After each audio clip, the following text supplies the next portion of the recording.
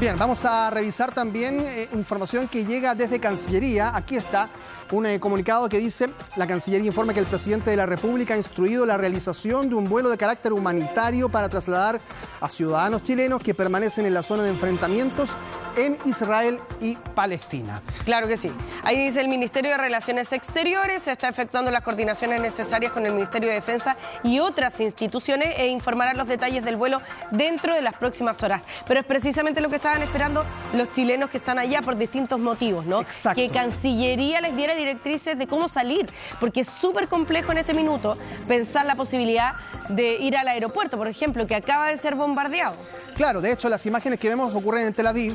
La mayoría de los chilenos estaban en Jerusalén hasta el día de ayer, de acuerdo a lo que se nos había informado, claro, pero no tenían mucha noción de qué es lo que iba a pasar con sus vuelos comerciales, dado que había muchos que están suspendidos. Ahora, cuando Hamás informa que está atacando el aeropuerto de Tel Aviv, había 2 vuelos activos desde Polonia que iban a aterrizar en Tel Aviv y no se sabía si iban a poder hacerlo de manera segura, dado el escenario que ustedes estaban viendo con los misiles y los misiles antiaéreos de Israel tratando de combatir esos ataques. Por lo tanto, es muy preocupante cualquier intento que se haga por parte de las cancillerías del mundo, países que puedan tener algunos vuelos humanitarios, saber si van a contar con la seguridad necesaria para poder hacer esas operaciones de rescate de sus ciudadanos. Claro, y es gravísimo. Además, cuando se piensa, por ejemplo, en las acciones que están desarrollando todos los gobiernos para sacar a sus compatriotas de allá, el vuelo humanitario y los vuelos humanitarios que va a haber se van a tener que coordinar. O sea, se tendrá que identificar que va a haber un periodo en que se hagan vuelos humanitarios. Exacto, para que ojalá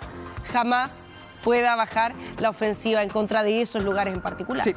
¿Se acuerdan que ayer les mostrábamos un mapa y veíamos los ataques de Hamás en el borde de la franja de Gaza, en la zona? Bueno, esto es lo que ha ocurrido en las últimas horas, durante la segunda jornada ya, con, ahora sí, predominancia de ataques de Israel hacia zonas palestinas. Pero también hay algunos lugares donde hemos visto ataques. Y ya lo decíamos, en Tel Aviv, estos puntos rojos que se ven acá son el entorno de Tel Aviv, es la ciudad más poblada de Israel. Y esos puntos rojos son puntos de ataque, son puntos donde ha habido ataque, conflicto. Exacto, de palestinos, de Hamás, más bien dicho, para ser más preciso, de Hamás, en la zona del aeropuerto de Tel Aviv.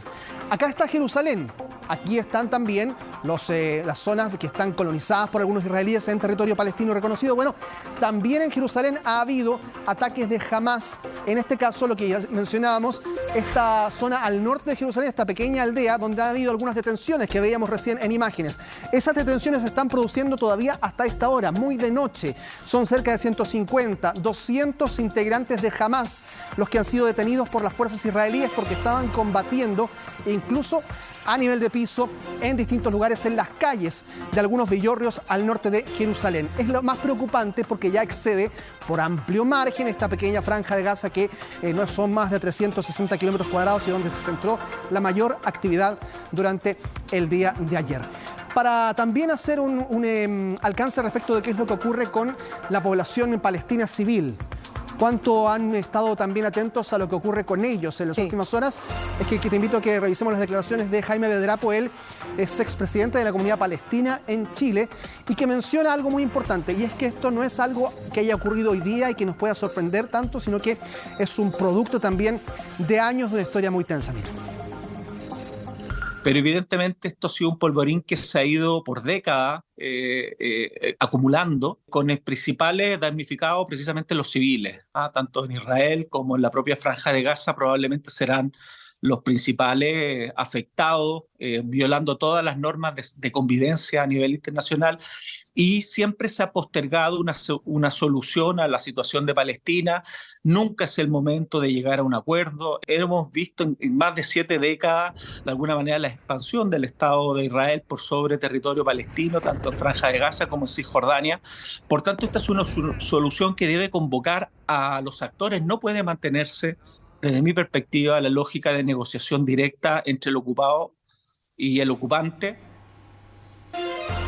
Bueno, aquí teníamos las directrices de un conflicto que, como decíamos ayer, tiene 150 años de historia. Claro. Es difícil poder aventurar, y después de lo que pasó con la guerra entre Ucrania y Rusia, aún más difícil poder aventurar hasta dónde, cuál es el límite de estas acciones violentas, sobre todo porque muchas veces se subestiman, y yo creo que esa experiencia de Ucrania con Rusia es el mejor ejemplo que nos hace no subestimar el poderío que tiene Hamás en este minuto. Y eso que esa no es una guerra tan asimétrica en el sentido ideológico, al menos. Claro. Pero de todas formas también es asimétrica, y lo hemos visto. Bueno, también hay preocupación respecto de lo que ocurre con las intenciones y las acciones de la comunidad internacional. Yo les decía al comenzar, hubo una reunión por parte de Naciones Unidas, el Consejo de Seguridad, sí. Y se esperaba que hubiese alguna reacción importante que generase de una u otra forma algún camino de solución, tomando en cuenta que Egipto hoy día es el mediador más importante, pero no.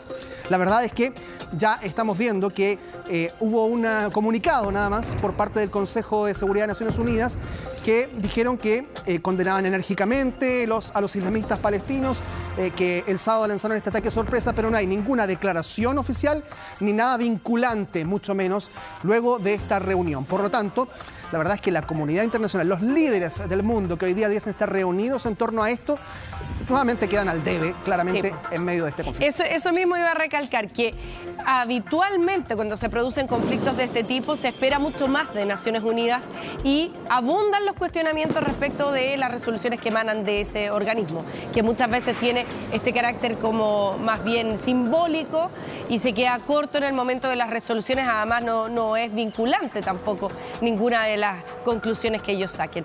Pero vamos a revisar, Carlos, la imagen del día. Esta es una de las imágenes más fuertes que ha provocado esta guerra entre Israel y Hamás, y tiene que ver con esta periodista de Al Jazeera que estaba en vivo en territorio palestino cuando es sorprendida por un misil que cae, pero a metros de donde ella estaba despachando. Revisemos lo que pasó en ese minuto. Back into Gaza. Do you know anything about that? What can you report at this stage?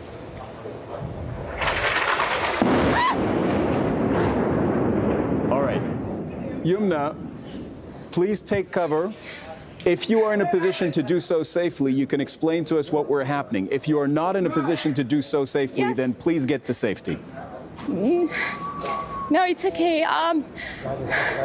This is a missile attack on.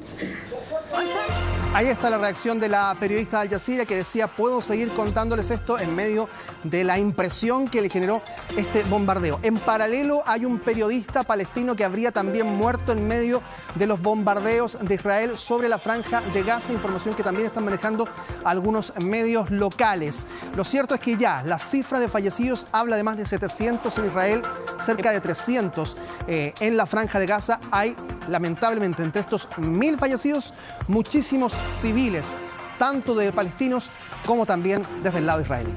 Bueno, Carlos, vamos a seguir muy pendientes contigo de todo lo que vaya pasando. En cualquier momento nos interrumpes y vamos a estar actualizando lo que ocurre lamentablemente en este conflicto que nos sigue sorprendiendo y que se suma ya a la guerra que se mantiene entre Ucrania y Rusia. Muchas gracias. Nos vemos.